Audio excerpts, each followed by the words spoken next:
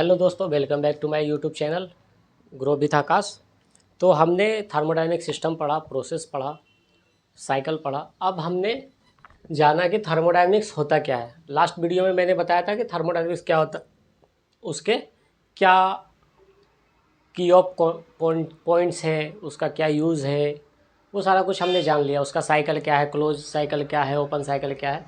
अब हम जानते हैं थर्मोडायनेमिक्स का लॉज क्या होता है, थर्मोडायनेमिक्स लॉ कैसे काम करते हैं। तो जीरोथ लॉ भी हमने जान लिया, वो थर्मोडायनेमिक्स इक्विलिब्रियम पे काम करता है, जिस पे थर्मामीटर हमारे बना हुआ है, जिस प्रिंसिपल्स पे, जो जीरोथ लॉ के अकॉर्डिंग। अब हम जानते हैं कि फर्स्ट लॉ क्या होता है। फर्स्ट लॉ इसलिए इंटरेस्टिंग है क्योंकि ये पूरा जो एनर्जी का खेल है, ये फर्स्ट लॉ ही डिस्क्राइब करता है कि एनर्जी है क्या, उसका यूज़ क्या है, उसका कन्वर्जन क्या है, और उसे हम कैसे बना सकते हैं या क्या कर सकते हैं। तो फर्स्ट लॉ ऑफ थर्मोडायनेमिक्स क्या बोलता है? फर्स्ट लॉ ऑफ थर्मोडायनेमिक्स बोलता है the law of conservation of energy, the change in the system internal energy is equal to difference between heat added to the system from the surrounding and the work done by the system on its surrounding। मतलब कोई ऐसी energy conversion law है जो कि हम किसी system में देते हैं, वो कन्वर्ट होता है, उसकी इंटरनल एनर्जी जो भी चेंज होती है, और वो हीट एड होता है सराउंडिंग से, या सिस्टम से सराउंडिंग में जा रहा है, या सराउंडिंग से सिस्टम में आ रहा है, जो वर्क डन है। और उसको अदर वर्ड्स में अगर हम समझना चाहें तो सबसे ज़्यादा पॉपुलर अपना ये जो इसका लाइन है फर्स्ट लॉ ऑफ थर्मोडायनेमिक्स का, कि energy not be created not be destroy, only change one form to another form. इसका मतलब क्या बोल रहा है ये? Energy can not be destroy, energy can not be created not be destroy. मतलब ना तो हम ऊर्जा को बना सकते हैं, ना तो पैदा कर सकते हैं, ना बना सकते हैं, ना उसे हम ख़त्म कर सकते हैं, nor be destroy, only change to form और place, one place to another and one form to another. मतलब कि उसके फॉर्म को चेंज किया जा सकता है, उसे हम ना तो बना रहे हैं एनर्जी को, ना तो उसे ख़त्म कर रहे हैं, हम सिर्फ चेंज कर रहे हैं, एक्सचेंज हो रहा है, एनर्जी का कन्वर्जन हो रहा है कि एक फॉर्म से दूसरे फॉर्म में हमने चेंज किया, बस, और कुछ नहीं कर रहे हम। हर चीज़ में, जो भी इस ब्रह्मांड में चीज़ें हैं, उसमें एनर्जी है, और कहीं ना कहीं से हम उसे किसी और फॉर्म में चेंज कर रहे हैं, फिर वो किसी और फॉर्म में चला जा रहा है। जस्ट लाइक कि ये कोई पेपर है, इसमें भी एनर्जी है, इसको हम जलाएंगे, इससे हमें हीट मिलेगी, हीट को हम यूज़ करेंगे, और वो हीट हमारे पास भी नहीं रहेगी, वो बाद में फिर एटमॉस्फेयर में चला जाएगा, सराउंडिंग में चला जाएगा, और फिर ये साइकिल चलता रहता है। सपोज लकड़ी हो, उसको हमने जलाया, अपना जो भी काम करना था, उससे जो वर्क लेना था ले लिया, हमारा काम भी हो गया बीच में, और वो हीट क्या हमारे पास भी नहीं है, वो एनर्जी क्या हुआ, सराउंडिंग में चला गया। अब समझते हैं कि एनर्जी का कन्वर्जन होता क्या है, हम उसे कैसे बना नहीं रहे हैं, और वो डिस्ट्रॉय कैसे नहीं हो रहा। अगर हम एनर्जी यूज़ करें तो वो ख़त्म कैसे नहीं हो रहा है, अब बताते हैं। पहला क्या है, सपोज हम मान लेते हैं कि कोई ब्लास्ट फर्नेस है, या कोई ऐसा कंबसन चेंबर है जहाँ पे हम ऑयल को, सपोज पेट्रोल या डीजल को या कोल को जला रहे हैं। उससे जला करके हम क्या कर रहे हैं, उससे बर्न करने के एक बॉयलर चला रहे हैं, बॉयलर में हीट दे रहे हैं, उसमें क्या हो रहा है, स्टीम बन रहा है। मतलब वहाँ हीट एनर्जी ऐड हो रही है, या सप्लाई हम दे रहे हैं। हमने क्या किया, फ्यूल एनर्जी या केमिकल एनर्जी को बोल सकते हैं, क्योंकि फ्यूल क्या होता है, एक केमिकल कॉम्पोजिशन होता है कार्बन का। तो फ्यूल में कुछ भी आ सकता है, पेट्रोल आ सकता है, डीजल आ सकता है, कोल आ सकता है, और उसमें वो सेल भी आप यूज़ कर सकते हैं। तो उससे क्या किया हमने, फ्यूल से हीट जनरेट किया, उसको जलाया, उसे बर्न किया कंबसन चेंबर में, और उससे क्या किया हमने, बॉयलर में स्टीम बनाई। ठीक है, हीट इसमें आ गई, स्टीम बन गया। अब क्या हुआ, वो उससे टरबाइन चली। तो पहले हमने क्या किया, फ्यूल एनर्जी को बॉयलर में हीट के फॉर्म में स्टोर किया। यहाँ चेंज हो रहा है एनर्जी, एनर्जी क्या हो रहा है, कन्वर्ट हो रहा है, एक फॉर्म से दूसरे फॉर्म में, दूसरे से तीसरे, तीसरे से चौथे। तो क्या हुआ, फ्यूल और केमिकल एनर्जी को किस में कन्वर्ट किया, हीट में। हीट को से हमने टरबाइन चलाई, जो स्टीम बना उससे हमने टरबाइन चला लिया, जो एक स्टीम इंजन बोल सकते हैं या मशीन बोल सकते हैं, जो भी मैकेनिकल है।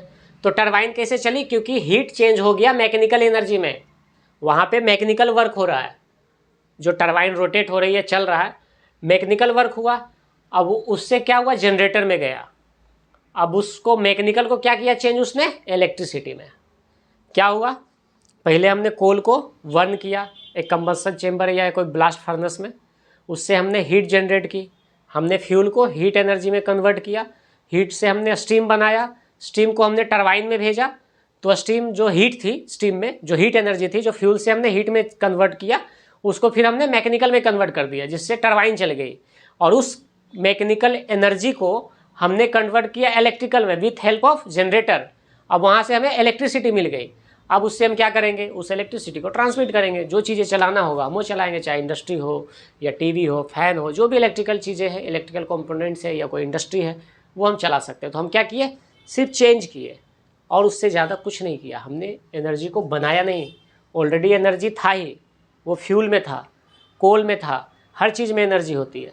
जैसे हम एक बैटरी की बात करते हैं, जो सेल होता है, तो उसमें क्या है? वो एक केमिकल फॉर्म में एनर्जी है, फ्यूल एनर्जी है, वो केमिकल एनर्जी है। वो उसमें क्या होता है? कैथोड एनोड का होता है, वो कार्बन रहता है, जिससे हमें इलेक्ट्रिसिटी मिलती है। जो सेल होता है उससे हम क्या कर रहे हैं? जो बड़ी सेल है या बैटरी है, जो भी यूज़ करते हैं हम, जो बड़ी बड़ी मशीनों को चलाने में या इन्वर्टर से हम इलेक्ट्रिसिटी से चलाने में, क्या हो रहा है? फ्यूल एनर्जी से मैकेनिकल, मैकेनिकल से इलेक्ट्रिकल।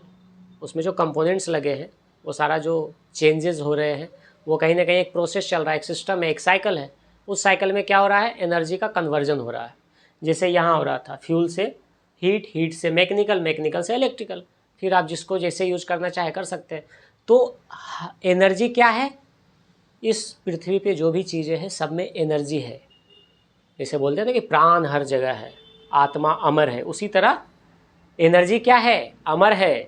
क्योंकि वो तो ना तो पैदा हो रहा है, ना वो मर रहा है, ना वो कोई क्रिएट कर सकता है, ना उसको कोई डिस्ट्रॉय कर सकता है। जैसे हमारे शास्त्रों में बोलते हैं ना, आत्मा अमर है, वो ना तो मरा है, वो तो सिर्फ चेंज हो रहा है एक जगह से दूसरे जगह, दूसरे। वैसे ही एनर्जी उसी को बोलते हैं, वही समझ लो एनर्जी है। उस फॉर्म में समझना, उस फॉर्म में समझ लो, वही एनर्जी है। वो सिर्फ क्या हो रहा है? चेंज हो रहा है एक जगह से दूसरी जगह, एक स्थान से दूसरे स्थान पे, एक प्लेस से दूसरे प्लेस पे, एक टाइप से दूसरे टाइप में। मतलब फॉर्म चेंज हो रहा है, अवस्था चेंज हो रही है। केमिकल से मैकेनिकल हो जा रहा है, मैकेनिकल से इलेक्ट्रिकल हो जा रहा है, फ्यूल से हीट हो जा रहा है, हीट से जो भी चीज़ें चला पा रहे हैं वो उसमें कन्वर्ट हो रहा है, बस और कुछ नहीं हो रहा है। जैसे सनरेज है, अगर एनर्जी का कन्वर्जन देखेंगे तो इतने सारे एग्जाम्पल्स है कि मैं पूरी रात में ये वीडियो बनाऊं तो भी ख़त्म नहीं होने वाला। बहुत बड़ा वीडियो बन जाएगा, बहुत लंबा चलेगा। क्योंकि एनर्जी का जो कन्वर्जन है, जब हम HMT पढ़ेंगे तो उसमें पता चलेगा कि एनर्जी का मेन जो कन्वर्जन है वो कैसा है और कहाँ कहाँ से हो रहा है। अगर हम बात करें सन की, सूर्य की, तो वहाँ से क्या हो रहा है? एनर्जी आ रही है, वो आ रहा है अल्ट्रावायलेट रे के हिसाब से, पैकेट बंडल्स में आते हैं वहाँ से एनर्जी, क्योंकि एनर्जी बहुत है सूरज में। वो हीट के फॉर्म में आ रहा है, जहाँ पे ग्रेविटी नहीं है, वायुमंडल, या बोल सकते हैं कि वहाँ पे दबाव नहीं है, ग्रेविटेशनल फोर्स नहीं है, कोई मूवमेंट नहीं है। वहाँ से क्या हो रहा है? वो वेव फॉर्म में आ रहा है, बंडल्स के फॉर्म में, एनर्जी बंडल्स के फॉर्म में आ रहा है। और वो सनलाइट हमारी जो अर्थ तक आ रही है, जिससे सारी चीज़ें चल रही है, उससे हम सौर ऊर्जा, सोलर प्लेट से हम इलेक्ट्रिसिटी जनरेट कर रहे हैं, मशीनें चल रही है, सब कुछ यूज़ कर रहे हैं। कोई उससे मशीन चलाने में यूज़ कर रहा है, कोई कुछ, कोई उससे स्टीम बनाने में। अभी तो सोलर से बहुत सारी चीज़ें, मशीनें चल रही है, कोई एयरपोर्ट चलाने में रन कर रहा है, क्योंकि इलेक्ट्रिसिटी चाहिए। इलेक्ट्रिसिटी हीट से जनरेट होती है, चाहे हम कोल जला के स्टीम बना के बॉयलर से स्टीम टरबाइन चलाए, उससे इलेक्ट्रिसिटी जनरेट करें, या जो सनरेज है उससे हम इलेक्ट्रिसिटी जनरेट करें। तो सिर्फ हम एनर्जी का कन्वर्जन कर रहे हैं, कन्वर्ट कर रहे हैं एक फॉर्म से दूसरे फॉर्म, दूसरे से तीसरे फॉर्म। ना तो हम उसे क्रिएट कर रहे हैं, ना हम डिस्ट्रॉय कर रहे हैं, सिर्फ कन्वर्जन हो रहा है। तो फर्स्ट लॉ ऑफ थर्मोडायनेमिक्स यही बोलता है कि energy can not be created और not be destroy, only convert one form to another form. बस यही है थर्ड लॉ ऑफ थर्मोडायनेमिक्स। और इसी पे सारा हीट का कन्वर्जन, जो भी एनर्जी का कन्वर्जन हो रहा है, इसी रूल्स पे, इसी लॉज के हिसाब से। तो थैंक यू सो मच, मिलते हैं नेक्स्ट वीडियो में और जानेंगे कि सेकेंड लॉ क्या है और कैसा वर्क करता है, उसका क्या वर्किंग प्रिंसिपल्स है, उस पर क्या मशीन्स बनी है, कैसे हम उसे यूज़ कर रहे हैं। थर्ड लॉ का, फर्स्ट लॉ का तो आपको पता चल गया कि क्या यूज़ है। जीरोथ लॉ में क्या था, थर्मामीटर बना था जिससे हम टेम्परेचर को मेज़र कर पा रहे हैं, वो थर्ड जीरोथ लॉ था।